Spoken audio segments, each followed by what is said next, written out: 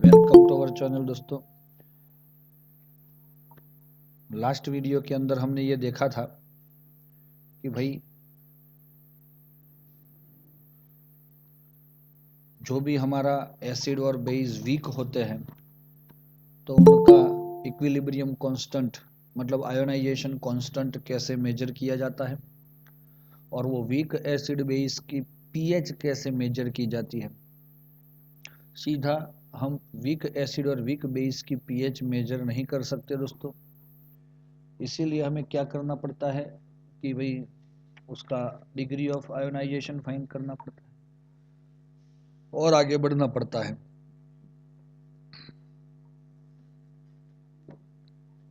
अभी हम देख रहे हैं दोस्तों टॉपिक जो है अपना, उसके अंदर सबसे पहले नया टॉपिक के अंदर जाएंगे वेयर रिलेशन बिटवीन के A and K B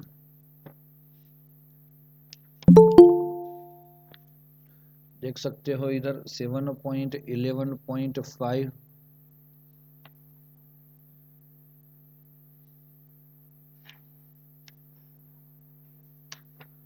relation between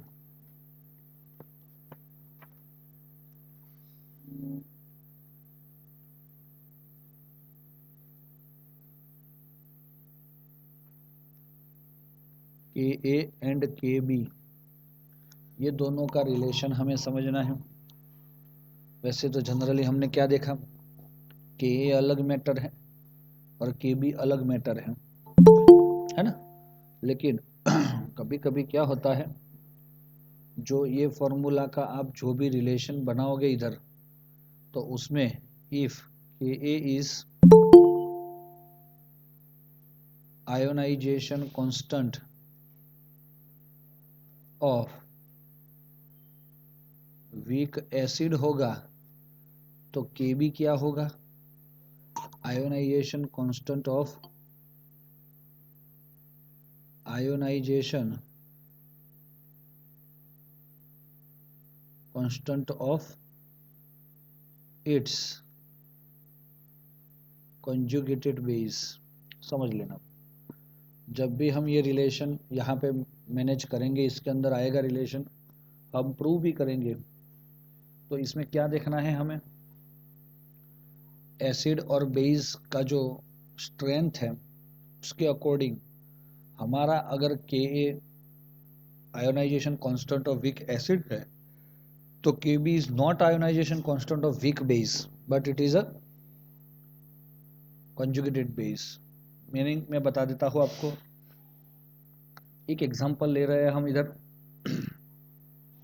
हमारा अमोनिया में से बना हुआ अमोनियम जब उसको पानी में डालते हैं दोस्तों, फाइनल प्रोडक्ट क्या बनेगी, इसकी टेंडेंसी क्या रहेगी, अमोनियम है ये, उसकी टेंडेंसी हाइड्रोजन डोनेट करने की होगी ना। तो अगर वो हाइड्रोजन डोनेट करेगा तो ये अमोनिया बन जाएगा और ये H3O प्लस बनेगा। आपको समझ में आ रहा है, आ जाना चाहिए दोस्तों। एक्वायस लिक्विड गैस, जनरली लेकिन गैस नहीं एक्वायस ही बोलते हैं, और एक्वायस पानी के अंदर रहता है ना इसीलिए।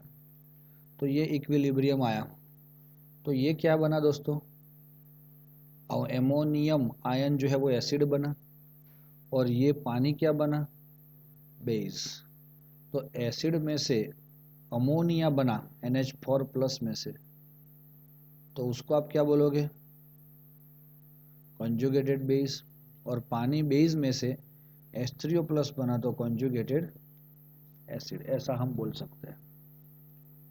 ओके दोस्तों, ये रिएक्शन हमारे पास है और उसका हमने के ए फाइंड किया। क्या फाइंड किया, के ए। तो क्या फॉर्मूला रहेगा दोस्तों, concentration of NH3 into concentration of H3O plus upon concentration of NH4 plus। पानी को तो हम कांस्टेंट मान लेते हैं, तो इसीलिए ये हम लिख सकते हैं दोस्तों। एक्सपेरिमेंटली इन लोगों ने प्रूव किया है कि the value of Ka for this equation is 5.6 into 10⁻⁻10। दोस्तों कुछ समझ में आया? 5.6 इंटू 10⁻⁻10। तो इससे क्या मिलेगा हमें? चलो देख लेते हैं। ओके, अब ऐसे ही यही रिएक्शन को हम थोड़ा सा उल्टा करके सोचते हैं। जैसे कि हमने अमोनिया एक्वायस लिया और उसको पानी में डाला, दोस्तों क्या बनेगा? इधर अमोनिया जो है वो बेस है, पता है ना? तो वो अपने इलेक्ट्रॉन पेयर हाइड्रोजन को देके वो हाइड्रोजन के साथ जुड़ेगा। तो आपको क्या मिला? NH4 plus OH minus aqueous. ये दो चीजें हो गई। लेकिन ये कौन है? ये फर्स्ट कंडीशन और ये उससे उल्टा कंडीशन। ये है आपका बेस और पानी बना एसिड। अमोनियम क्या बनेगा? NH4 प्लस कॉन्जुगेटेड एसिड, क्योंकि वो रिवर्स जाएगा तो अमोनिया बनेगा, हाइड्रोजन रिमूव करेगा, और ये बनेगा कॉन्जुगेटेड बेस। दोस्तों समझ में आ रहा है आपको? अगर हम इसका Kb देखते हैं तो क्या मिलेगा दोस्तों हमें? कंसंट्रेशन ऑफ NH4 प्लस, कुछ सही बात है ये, into concentration of OH minus upon concentration of NH3 gas aqueous. चलो रेडी दोस्तों। इसकी वैल्यू साइंटिस्ट लोगों ने जब डिस्कवर किया तब उन्होंने गेन किया था 10⁻⁻5, 1.8 इंटू 10⁻⁻5। दोस्तों कुछ समझ में आया आपको? आ जाना चाहिए। हम क्या करते हैं पता है? इसको इक्वेशन 1 बोलते हैं और इसको इक्वेशन 2 बोलते हैं। अगर हम ये इक्वेशन 1 और 2 को प्लस करेंगे, 1 प्लस 2 करेंगे, तो हमारा क्या होगा दोस्तों? NH4 प्लस, मैं यहाँ पे पूरा इक्वेशन लिखता हूँ, देख लेना आप लोग। Aqueous H2O liquid, aqueous H2O liquid. तो दोस्तों आपको क्या मिल रहा है इधर? तो सर आपने क्या किया इधर? तो जो दोनों रिएक्शन के रिएक्टेंट हैं वो लेफ्ट साइड पे ही रहते हैं, तो टोटल नेट रिएक्शन में भी वो लेफ्ट साइड पे ही रहेंगे। NH3 aqueous H3O plus aqueous, है ना? और क्या आएगा? NH4 aqueous plus OH minus aqueous.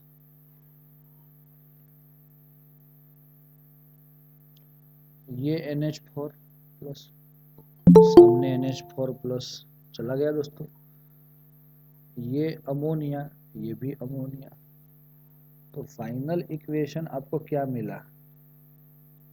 2 mole water convert into H3O plus aqueous OH minus aqueous. ये पता है आपको दोस्तों? ये इक्वेशन किसका हुआ? Ionization product of water. क्या हुआ? Ionization product of water. तो इसके अकॉर्डिंग अगर आप देखोगे तो ये फॉर्मूला ही आपका प्रूवमेंट है। अब हम क्या करते हैं? अगर ये दोनों रिएक्शन को समेशन किया है तो हम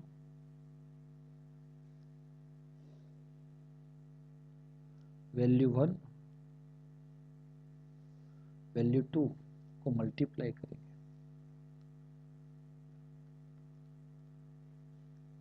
तो दोस्तों इधर क्या आएगा, के इंटू के बी। अरे भाई आएगा कि नहीं आएगा, आना चाहिए। तो चलो के का फॉर्मूला क्या था,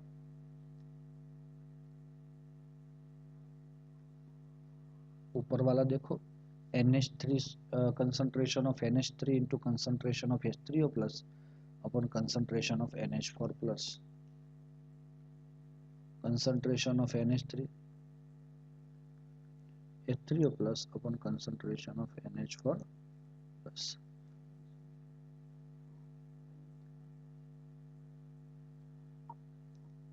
इनटू Kb का फॉर्मूला देखो, NH4 प्लस का कंसंट्रेशन इंटू OH माइनस का कंसंट्रेशन अपॉन NH4 का कंसंट्रेशन OH माइनस का कंसंट्रेशन अपॉन NH3 का कंसंट्रेशन। दोस्तों यहाँ पे भी क्या होने वाला है, लोचाई होने वाला है। NH3 अमोनियम अमोनियम निकल गया। तो यहाँ पे हमारा formula Kb Ka into Kb हमें क्या मिला, concentration of H3O plus into concentration of OH minus, yes और not, which is called Kw है।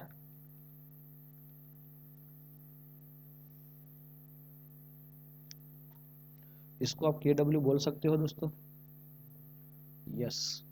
तो ये Kw जो है आपका मिल गया आपको। और भी हम देख सकते हैं इधर, अगर हमारा Kw is equal to Ka into Kb मिला तो value of K is equal to 5.6 into 10⁻⁻10 into Kb का वैल्यू 1.8 इंटू 10⁻⁻5। कितना आया दोस्तों, 1.008 10.08 है ना, मल्टीप्लाई 10⁻⁻15। पॉइंट को हम लेफ्ट साइड पे ले जाएंगे तो हो जाएगा Ka into Kb, Ka into Kb is equal to Kw। हर बात से, तीनों चीज से हमने प्रूव कर दिया कि it is a total multiplication of equilibrium constant of the ionization constant of weak acid and its conjugated base is called a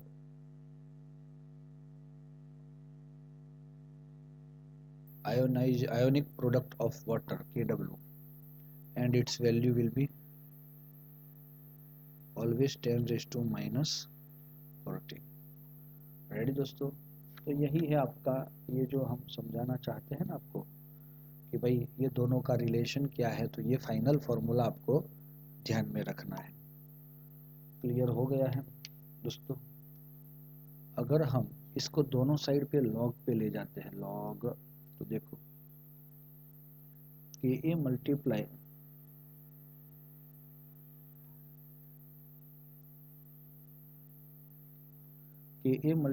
Kb बराबर Kw, दोनों साइड माइनस log 10 लेते हैं हम, मल्टीप्लाई करते हैं।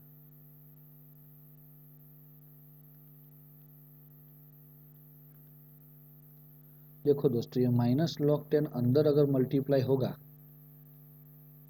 तो मल्टीप्लिकेशन की जगह प्लस हो जाएगा, लेकिन वो ऑलरेडी क्या है, माइनस है। log 10 Kb is equal to minus log 10 Kw। अब ये जो वैल्यू है माइनस log 10 Ka, तो उसको आप pKa बोल सकते हो। क्या बोल सकते हो, pKa।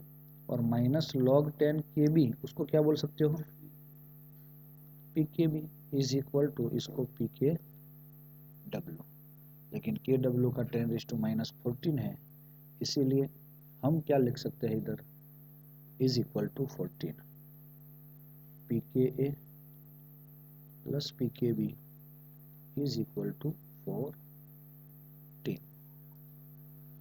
दोस्तों मिल जाएगा हमें। तो this is the relation between what, KA and KB। Sir आपने हमें ये नहीं समझाया कि ये KA वीक एसिड है तो KB वीक बेस है, तो समझा दिया ना दोस्तों। इधर देखो, पहला रिएक्शन को सोचो, रिएक्शन नंबर 1 को, ammonium is the acid, yes और नॉट, और उसका कॉन्जुगेटेड बेस इज अमोनिया। तो हमने कॉन्जुगेटेड बेस लिया ना इधर, सेकेंड रिएक्शन में हमने क्या लिया, कॉन्जुगेटेड बेस, उसी का ही रिएक्शन। तो इसीलिए हम मान सकते हैं कि के एंड के बी का जो रिलेशन है वो हमें ये थॉट में ध्यान में रखना है। दोस्तों स्क्रीनशॉट ले लेना,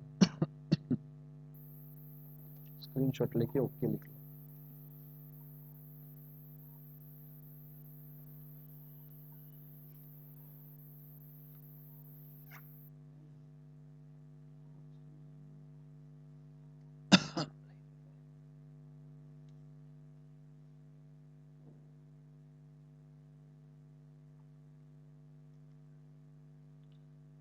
ओके चलो नेक्स्ट पेज पे भी ले लो।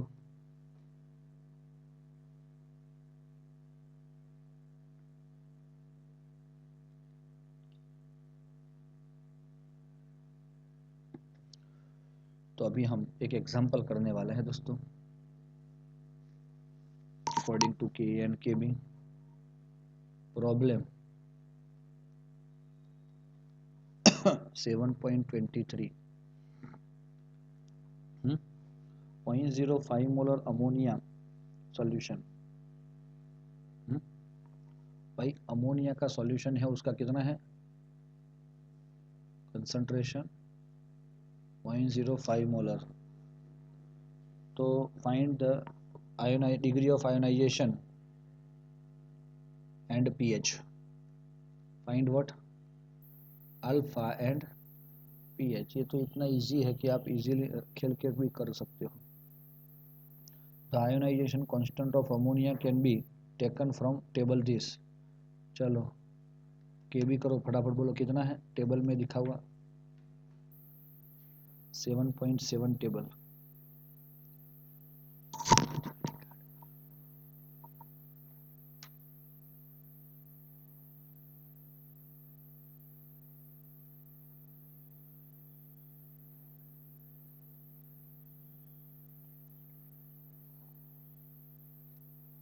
चलो ये मिल रहा है शायद सबको।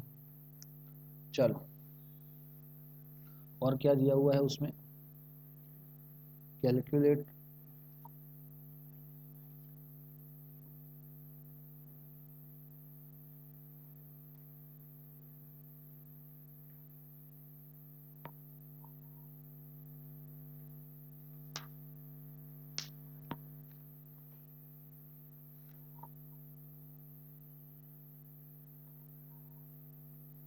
चलो क्या है, अभी इधर से हमें और क्या पूछा है इसमें, also calculate the ionization constant of conjugated acid of ammonia.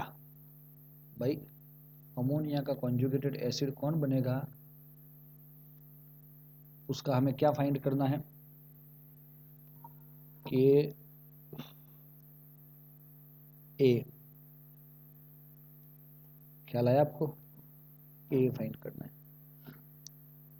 हम यहाँ पे कुछ नहीं करेंगे, इधर आपको पता है कि रिएक्शन क्या लिखना पड़ेगा हमें, अमोनिया है इनिशियल मटेरियल, तो हम उसको पानी के साथ रिएक्ट करवाएंगे तो हमें मिल जाएगा अमोनियम, क्योंकि इसमें से पानी में से वो जो इलेक्ट्रॉन पेयर था नाइट्रोजन का अमोनियम का, वो हाइड्रोजन को देके NH4 plus and OH minus aqueous और एक्वायस बन जाता है।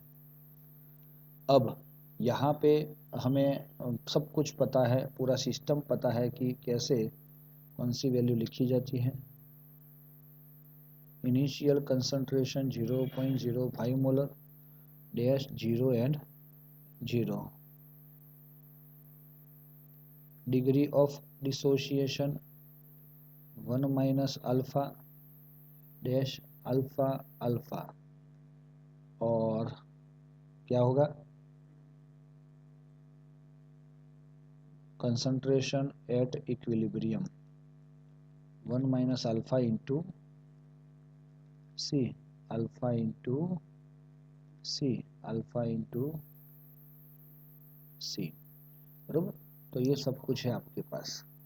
पहली बात है कि आपको क्या पूछा है, अमोनिया दिया है, केबी दिया है, और अल्फा और पीएच फाइंड करना है। पीएच के लिए आपके पास ओएच का कंसंट्रेशन है, तो फिर उसमें से आप पीएच फाइंड कर सकते हो। तो finally what we are doing here, KB is equal to alpha square into C upon 1 minus alpha. ये फॉर्मूला को यूज करके हम पहले अल्फा फाइंड कर सकते हैं। Alpha is very very less than 1, so we neglect it. तो KB is equal to alpha square into C, KB upon C. KB कितना है दोस्तों, डिवाइड बाय, यस, अब इसको डिवाइड कर लिया तो कितना आया, 35.4 इंटू 10⁻⁻5।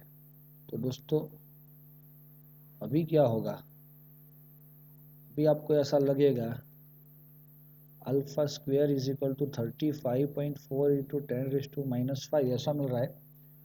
और अगर आप इसको 3.54 कर लोगे तो 10⁻⁻,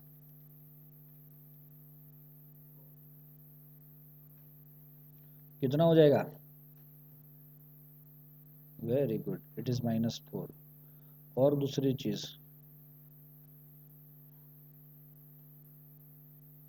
कि भाई अगर आपका स्क्वायर है तो सामने स्क्वायर रूट करना होगा, क्योंकि तभी आपका फाइनल आंसर आपको मिल सकता है।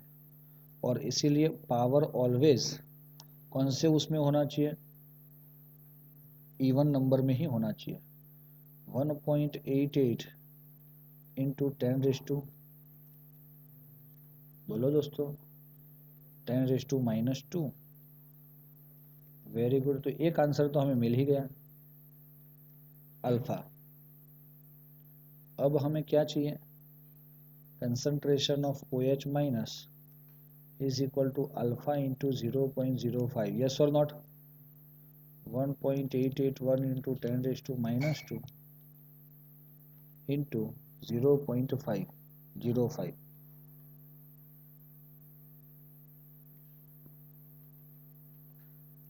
चलो कितना आया दोस्तों, आई थिंक 0.094 इंटू 10⁻²,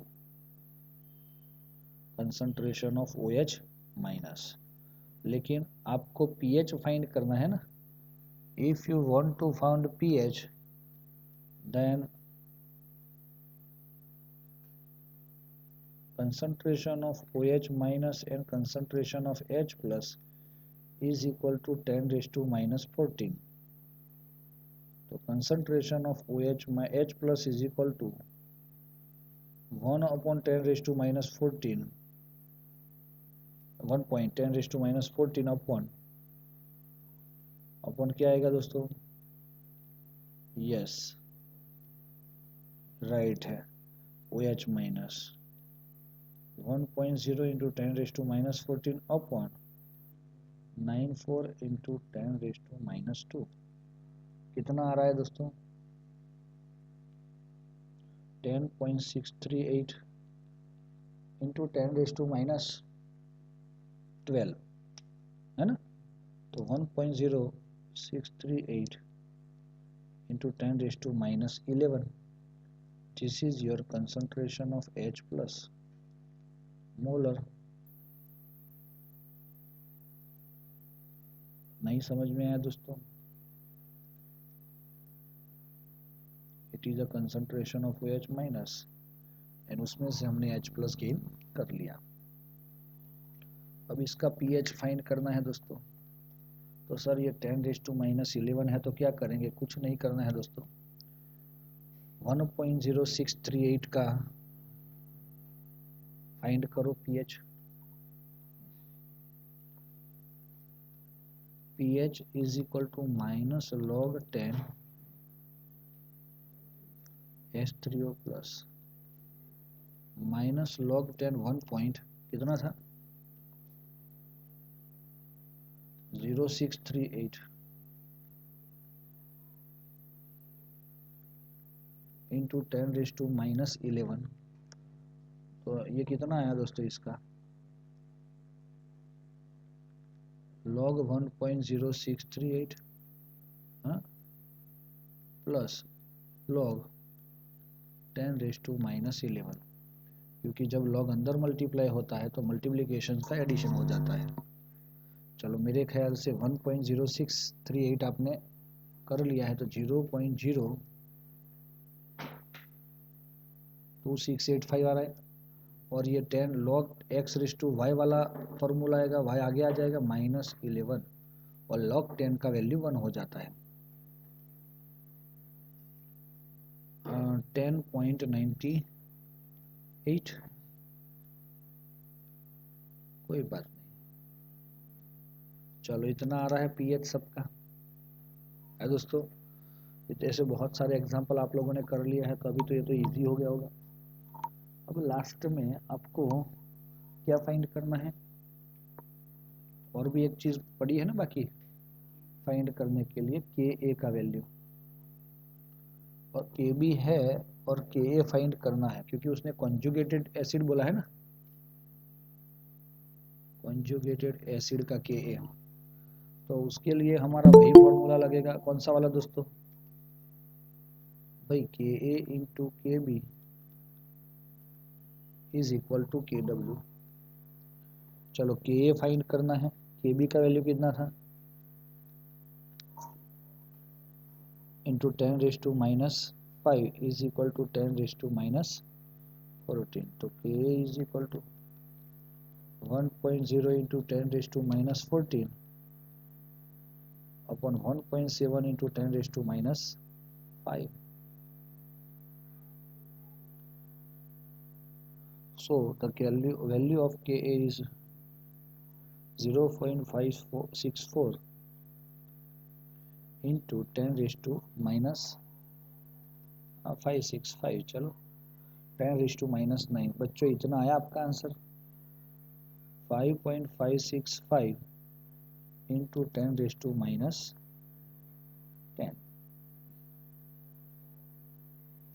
दोस्तों समझ में आया आपको? तो ये भी एग्जाम्पल है, अच्छा वाला है, बढ़िया वाला है, तो आप इसको भी कर सकते हो। लेकिन देख लो आप लोग, आपके पुस्तक के अंदर, बुक के अंदर जो मेथड है, वो मेथड तो हम कहीं साइड पे रख के अपना पुराना वाला मेथड ही यूज करते हैं। तो आपको भी यही यूज करना है और आपका सही आंसर गेन करना है। रेडी दोस्तों? अरे भाई रेडी हुआ? स्क्रीनशॉट लेना है? चलो ले लेते हैं इसका स्क्रीनशॉट।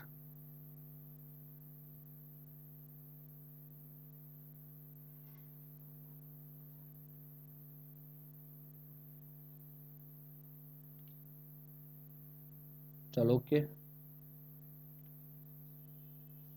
इसका मत लेना, इसका ले लो। वेरी गुड, चलो हो गया दोस्तों। तो ऐसे हम कर सकते हैं, इसका टॉपिक को आगे ले जा सकते हैं। अब एक बढ़िया सा टॉपिक आता है दोस्तों, जिसका नाम होता है कि भाई 7.11.6 डाई एंड पोलीप्रोटिक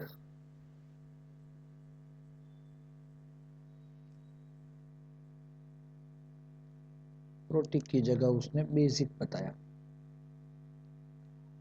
ये क्या वर्ड है वो मैं बताता हूं भाई। Di and poly basic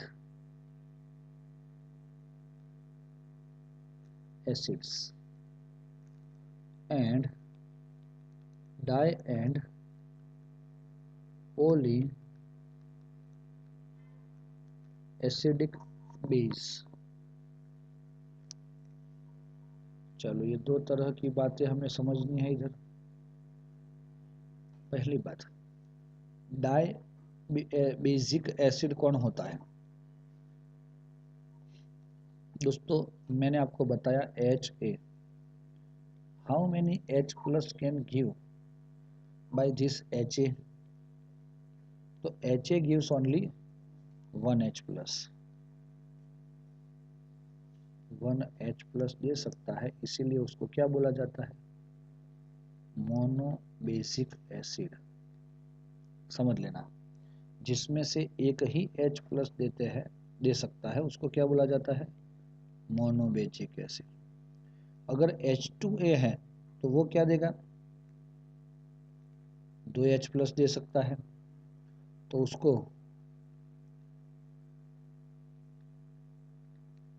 dibasic acid बोला जाता है। क्या बोला जाता है? Dibasic acid. नहीं समझे? समझ गए। अगर यहाँ पे H3A आता है तो वो 3 H प्लस रिमूव कर सकता है, ट्राइबेसिक एसिड। और ज्यादा आएगा तो उसको 3 और 3 से ज्यादा को NH प्लस आएंगे तो क्या बोलोगे आप? पोली बेसिक एसिड। तो समझ रहे हो दोस्तों क्या हो रहा है इधर, कि नहीं समझ में आ रहा है? समझ में आ जाना चाहिए।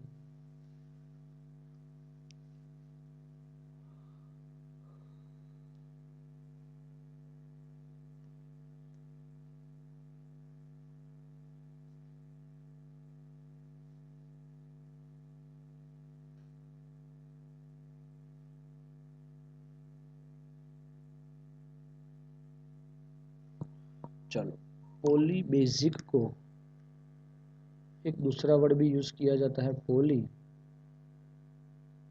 प्रोटिक। ये वर्ड क्यों लाया दोस्तों इधर? Protic means proton, means H plus. याद है? तो H प्लस जितने हैं उसके अकॉर्डिंग ही हम उसको मोनो डाई ट्राई पोली बोल सकते हैं।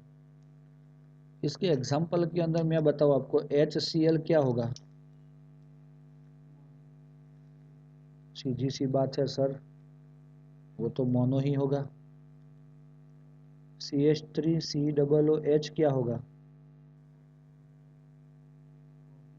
मोनो ही होगा। तो ऐसे एसिड्स है जो क्या होते हैं? एक ही H प्लस देते हैं, तो उसको क्या बोलोगे आप लोग? Mono basic acid.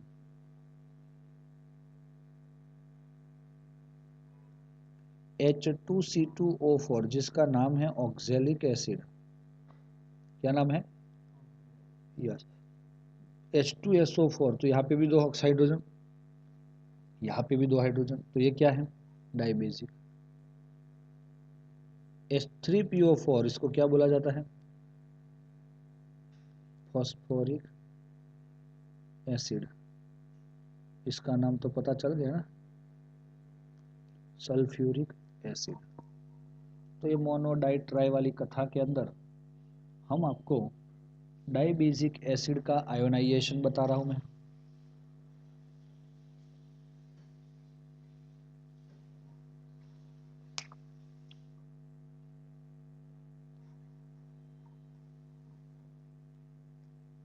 चलो,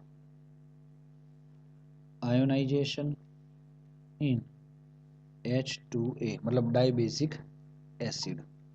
तो देखो दोस्तों, हमने सबसे पहले H2A लिया और उसके अंदर हम क्या गेन करना चाहते हैं?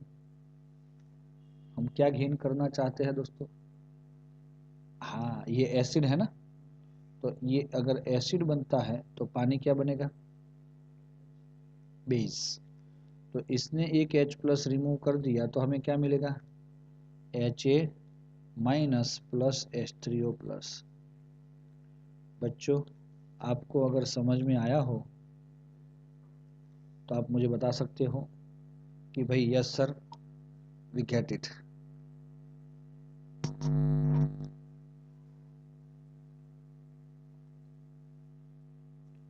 दोस्तों समझ में आ रहा है कुछ? अगर आपने एक बेस लिया है, अरे सॉरी एसिड लिया है जिसके 2 H रिमूव करने की टेंडेंसी है, तो ये स्टेप 1 लिखा हमने, उसका आयोनाइजेशन कांस्टेंट को हम क्या लिखते हैं, Ka1। तो उसका फॉर्मूला क्या होगा दोस्तों, Ha minus H3O plus H2A। चलो इधर हम देख रहे हैं दूसरा आयोनाइजेशन, ये Ha माइनस, उसी का ही जो Ha माइनस था कॉन्जुगेटेड बेस, उसी का ही हमने क्या किया आगे और आयोनाइजेशन कर रहे हैं पानी के साथ। देखो इधर तो हमें क्या मिल रहा है दोस्तों, वापस एक H प्लस चला जाएगा ना इधर, तो A-2 बनेगा। Ha माइनस था -1, लेकिन जैसे जैसे यहाँ से हाइड्रोजन प्लस वाला निकल जाता है तो उसका भी माइनस चार्ज बढ़ जाता है और आपको मिल जाता है एक्वायस लिक्विड एंड एक्वायस। कुछ समझ में आया बच्चों? जिसका हमें क्या मिलेगा दोस्तों, यस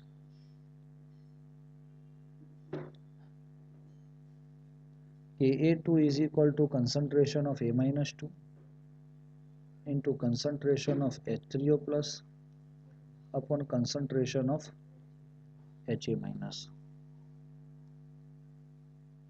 ऐसे ही ट्राई बेसिक एसिड का अगर आपने लिया होता ये फॉस्फोरिक एसिड का, तो ऐसा तीसरा भी रिएक्शन आता ना इधर, यस और नॉट, तो आप Ka1 Ka2 एंड Ka3 सब ले सकते हो। दोस्तों जनरली क्या होता है, ये Ka1 और Ka2 होता है, उसका वैल्यू जो है वो बदल सकता है। ऐसा बोल नहीं सकते कि Ka1 ज़्यादा है हर बार और Ka2 कम है। अगर ये एसिड की टेंडेंसी पहला हाइड्रोजन रिमूव करने की सबसे ज़्यादा है तो Ka जो है उसका कम होगा ना, नहीं ज़्यादा होगा, क्योंकि आपको पता है कि Ka is directly proportional to H3O plus. तो इसीलिए जो स्ट्रॉन्ग एसिड होंगे उनका Ka1 सबसे ज़्यादा होगा, Ka2 कम होगा। और इसीलिए आपका टेबल आप लोग देख सकते होंगे मेरे ख्याल से, उसके अंदर भी ऐसे ही दिया हुआ है। चलो मैं बता देता हूँ एक बार रीड करवा के, ऊपर से स्टार्ट कर रहे हैं। Here Ka1 and Ka2 are called first and second ionization constant. कोई डाउट है? ऑफ द एसिड H2X लिया हमने, H2A लिया। फर्स्ट रो की बात कर रहा हूँ मैं यहाँ पे, समझ में आया? Similarly for the tribasic acid, अगर ट्राइबेसिक एसिड है उसका नाम फॉर्मूला दिया है H3PO4, जिसको फॉस्फोरिक एसिड बोलते हैं, इसको कॉमनली हम H3A लिख सकते हैं। We have 3 ionization constant, yes और नॉट? इसके लिए Ka1 Ka2 एंड Ka3, क्योंकि आपने देखा कि अगर आपने 2 हाइड्रोजन वाला एसिड लिया है तो उसका Ka1 एंड Ka2 मिल रहा है ना? चलो तो समझ में आ रहा होगा आपको।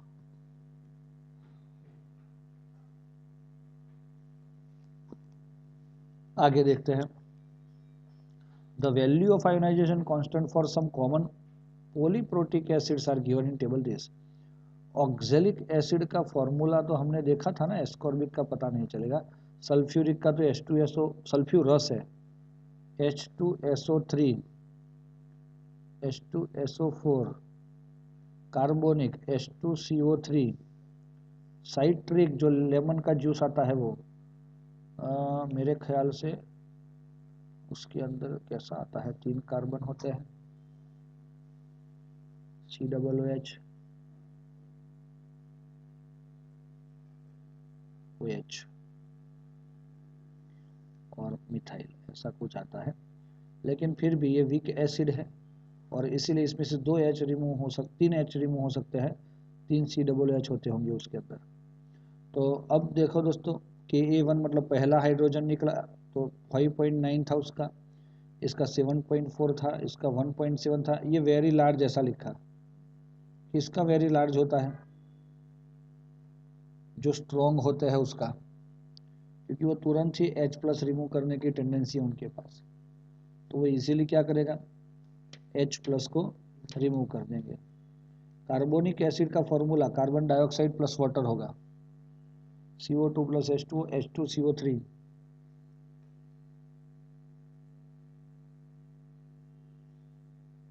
फॉस्फोरिक एसिड ऑल्सो गेट 7.5, मतलब ये फॉस्फोरिक एसिड भी इतना ज़्यादा स्ट्रॉन्ग एसिड नहीं है जितना सल्फ्यूरिक एसिड है। समझ में आया? चलो, it can be seen that higher order ionization constant Ka and Kb are Ka and Ka2, K1 and Ka2, Ka2 and Ka3 are smaller than the lower order ionization constant Ka1 of the polyprotic acid. The reason for this is that it is more difficult to remove positively charged proton from the negative ion due to the electrostatic force। ये कैसा बोल रहे हैं? कभी कभी आपने देखा कि पहला इलेक्ट्रॉन रिमूव हो जाने के बाद दूसरा इलेक्ट्रॉन रिमूव होने की टेंडेंसी बहुत कम होती है, पहला हाइड्रोजन रिमूव होने की टेंडेंसी बहुत कम हो जाती है। तो इसीलिए ये सारी वैल्यू में देखो कि हर बार डिक्रीजिंग ही आ रहा है Ka2, है ना। अगर Ka2 डिक्रीज हो रहा है इसका मतलब ये हुआ कि उसकी निकलने की टेंडेंसी कम है, तो इसमें अट्रैक्शन ज़्यादा होगा। This can be seen in the case of removing of proton from the अनचार्ज H2CO3। मतलब कौन है ये भाई, ये कौन है? Carbonic acid.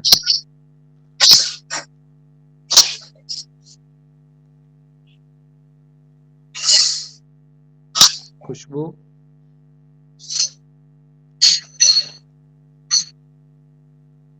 चलो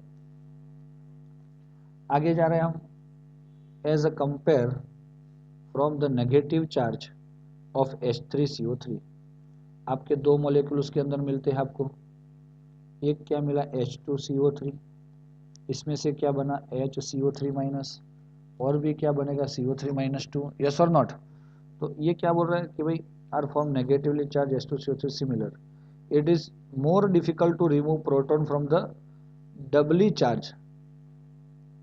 अगर -2 है तो इसमें से इलेक्ट्रॉन रिमूव और हाइड्रोजन रिमूव करने की टेंडेंसी और कम हो जाती है। समझ में आया? तो हाइड्रोजन इजीली कौन रिमूव कर सकता है? Ka1 of this is greater than Ka2, mostly हो सकता है ऐसा। और ऐसा ही आपको लास्ट में लिखा, poly acid solution contain mixture of acid like H2A, A-N, A-2, ऐसे आयंस। समझ में आया? In case of a diprotic acid H2A being the strong acid, the primary reaction involved in the dissociation of H2A and H3O in the solution comes mainly from the first dissociation step। ज़्यादा से ज़्यादा H3O plus कौन से step में आता है? तो इसी स्टेप से आ जाता है दोस्तों, ये जो है ना फर्स्ट स्टेप, इसी से ही सबसे ज़्यादा क्या आ जाता है, H3O प्लस, क्योंकि उसी का ही डिसोसिएशन कांस्टेंट ज़्यादा होता है।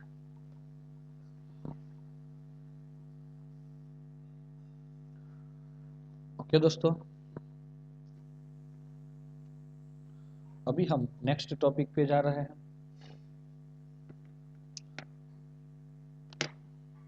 Factor affecting acid strength. तो 2 चीजें आपको ध्यान में रखनी है इसके अंदर।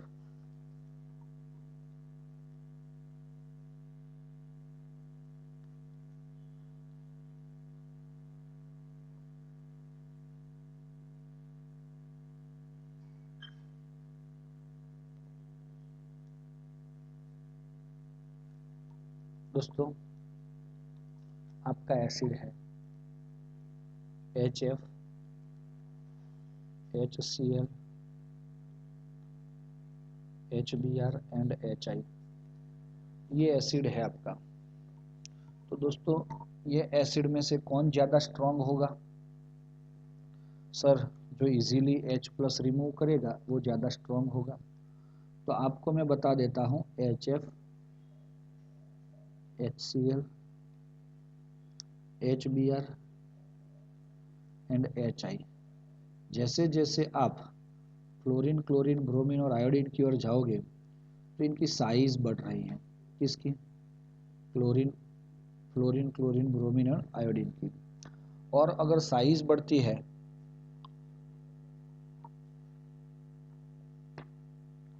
तो बॉन्ड लेंथ इंक्रीज हो जाती है। यस और नॉट?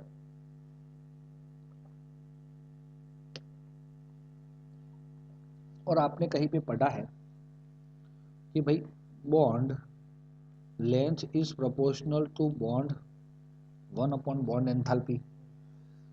भाई बॉन्ड लेंथ जितनी ज़्यादा है उसकी बॉन्ड एंथैल्पी कम है, तो वो इजीली ब्रेक हो जाएगा और वो सबसे ज़्यादा क्या बनेगा? एसिडिक बनेगा।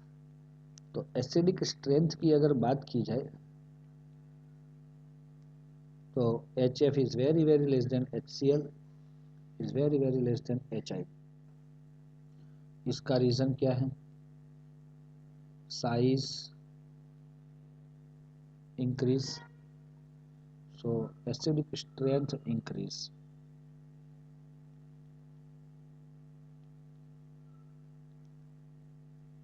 ओके दोस्तों, चलो फिर दूसरी चीज है आपके फर्स्ट सेकेंड पीरियड के अंदर कार्बन का हाइड्राइड, नाइट्रोजन का हाइड्राइड, ऑक्सीजन का हाइड्राइड और फ्लोरीन का हाइड्राइड है।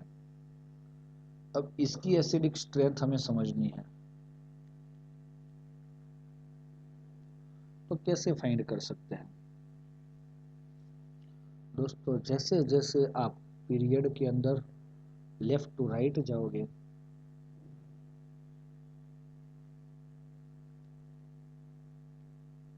इलेक्ट्रोनेगेटिविटी इंक्रीज, और इलेक्ट्रोनेगेटिविटी इंक्रीज होगी तो ये पॉजिटिव और negative plus delta and minus delta ज़्यादा बनेगा, पोलारिटी बढ़ेगी, और पोलारिटी बढ़ेगी तो एसिडिक स्ट्रेंथ बढ़ेगी।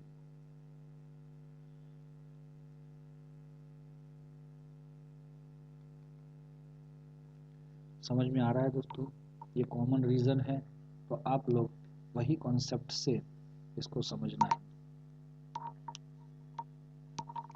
रेडी बेटा? आपको क्लियर है?